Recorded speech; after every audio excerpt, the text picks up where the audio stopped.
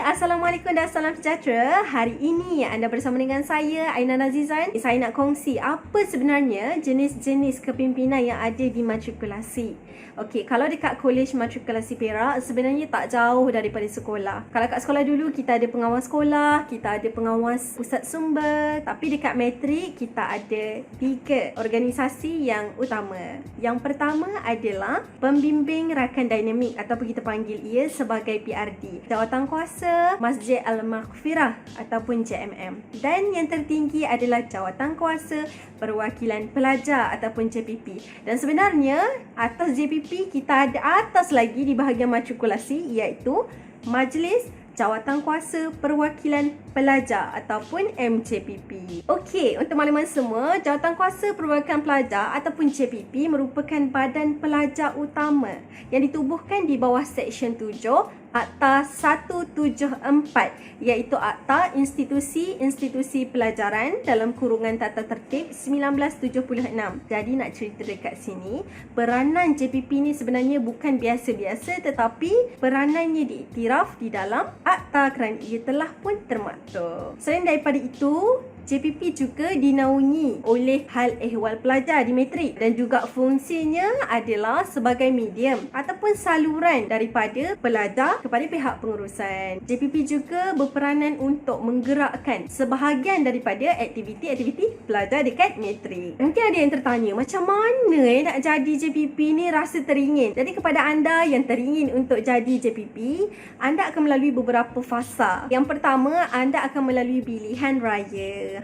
Macam pilihan raya dekat negara kan. Antaranya adalah penamaan calon, akan ada sesi manifesto, akan ada hari buang undi dan juga hari keputusan untuk tahu adakah anda layak untuk menjadi JPP melalui undian yang telah diberikan oleh kawan-kawan anda. Itu adalah satu-satunya cara untuk menjadi ahli ataupun mendapatkan posisi di dalam Jawatankuasa Perwakilan Pelajar. Antara kebaikan ataupun manfaat yang awak semua akan dapat sekiranya menyertai atau melibatkan diri dalam kepimpinan di matrikulasi, antaranya adalah pengalaman saya sendirilah. Banyak sebenarnya kebaikan yang saya dapat bila mana melibatkan diri dalam kepimpinan di matrikulasi. Pertama, kita pastinya akan menambahkan nilai kepimpinan. Kat situ memang kita akan dilatih bagaimana untuk mengendalikan organisasi dengan baik, bagaimana untuk menghormati posisi ahli-ahli yang lain, bagaimana kita nak memahami antara satu sama lain bila kita hidup dalam berorganisasi. Seterusnya, yang ini paling seronok, bagaimana belajar untuk menguruskan program. Okey, dekat sini ia meningkatkan kita punya kemahiran dalam bidang pengurusan,